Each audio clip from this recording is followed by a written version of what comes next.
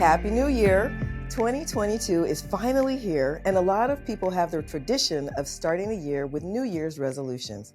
That's something I've never done. I've always felt that if something was important enough for me to decide I'm going to do it at the beginning of the year, it's probably important enough for me to just decide I'm going to do it right then and there. Studies show that about 60% of us make New Year's resolutions each year. Sadly, only about 8% of us achieve them. I found that when I coach my clients who are disappointed in their ability to keep their resolutions, asking 3 questions is helpful in getting them back on track. My first question is, how realistic were you about where you were starting? My second question is, how realistic were you about where you were going? And my third question is, how realistic were you about what it would take to get there? Answering these questions leads people to the discovery of a disconnect in setting themselves up for success at the onset. When we fall short of our self-imposed expectations, I really believe it's because we aren't being realistic to start with. That's a crucial step between making a resolution and achieving success as we define it to be for ourselves. Success is tricky. Success, there's not always a one-size-fits-all. The major differences between making a resolution, setting a goal, and setting an intention can be explained quite simply, just like this. Typically, a resolution resolves to change an undesired trait or behavior or otherwise improve one's life at the start of the new year.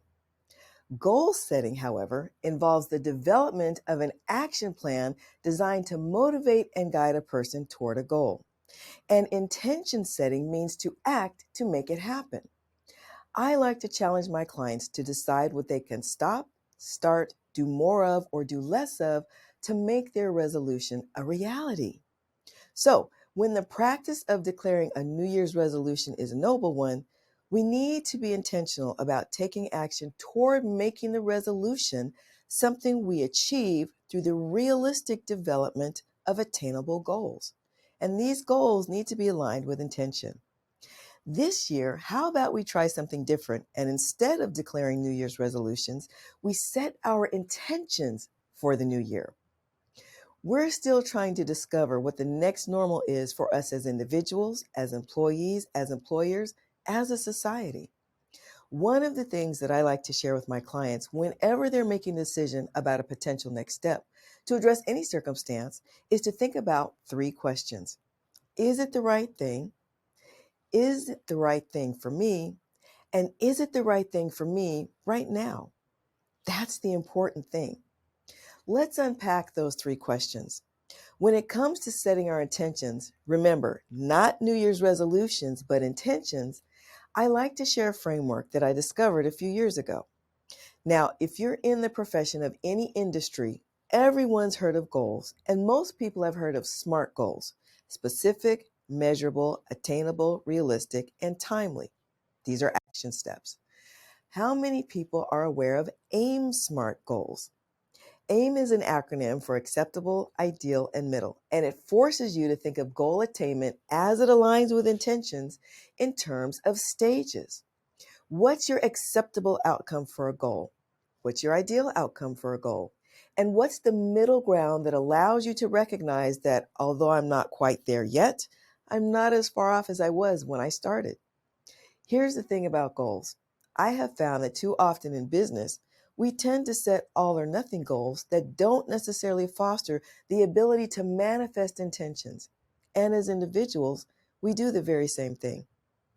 For me, after 2 years of intermittent stress eating as I coped with a pandemic that is determined to hang around, on top of finishing up a holiday season of eating and throwing caution to the wind in terms of calorie counting, I'm feeling the need to lose a few pounds.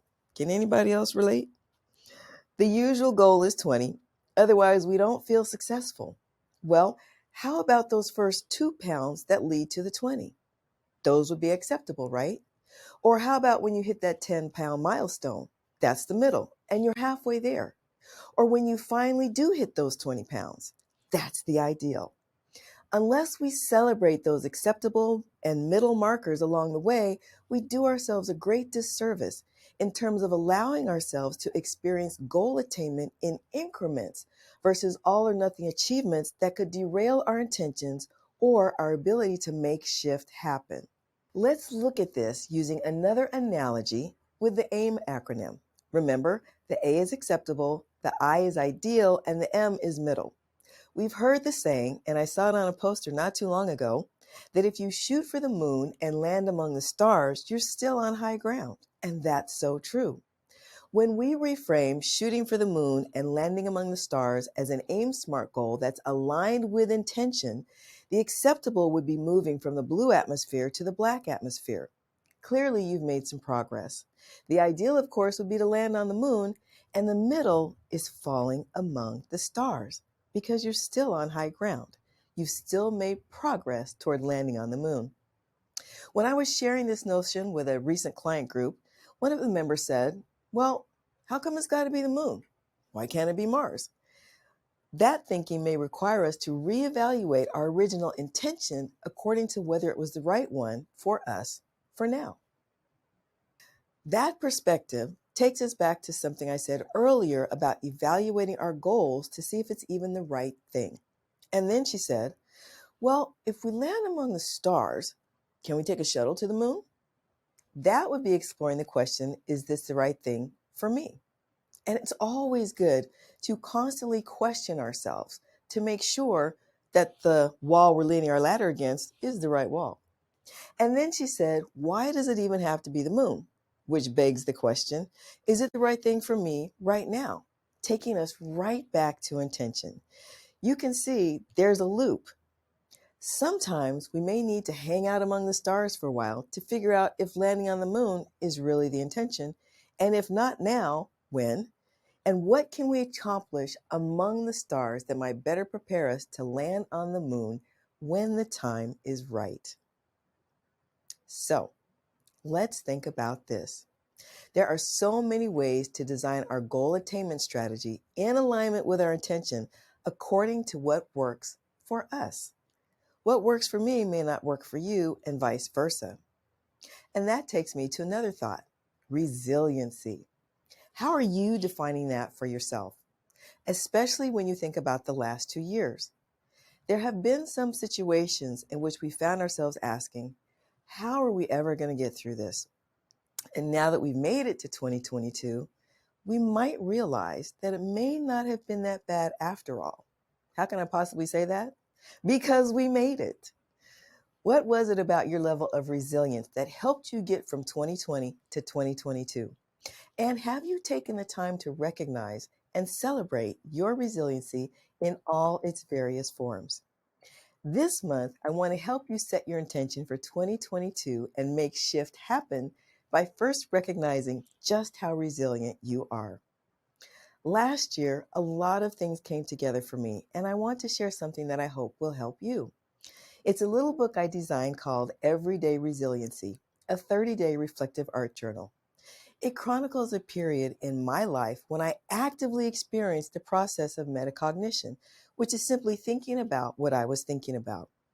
Drawing and journaling my thoughts committed them to visual and written expressions of the who, what, when, where, why, and how during a reflective 30-day journey that allowed me to see just how resilient I had become during some of my most challenging days.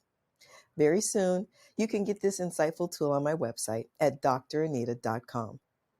In the meantime, I encourage you to check out an article entitled 10 Secrets of People Who Keep Their New Year's Resolutions. Now remember, we're shifting from resolutions to intentions. However, I think there's some valuable information in this article that we can all benefit from. I've included a hyperlink at the end of this podcast for your convenience. To help brainstorm your intentions for 2022, be sure to join me for the entire month of January. We'll first start by having a chat with my Allies in Action crew to see what they're focusing on that might inspire your journey. Then, in my Lived Experiences segment, we'll be talking with my dear friend Stuart Newton to hear his perspective about the article, 10 Secrets of People Who Keep Their Resolutions, and see how much of his secret sauce for success he's willing to share with us. Finally, we'll wrap up the month by having a real conversation with a financial whiz and subject matter expert, Mr. George Thompson, founder and CEO of Thompson Wealth Management. He'll provide some realistic strategies for getting our financial health in order. If we've learned nothing else over the past 2 years, we know that volatility, uncertainty, complexity, and ambiguity will continue to be with us for quite some time. And now more than ever, we need to be intentional about our finances. Until next time, this is Dr. Nita reminding you to set your intention to have a great 2022 by staying blessed and always keeping it real.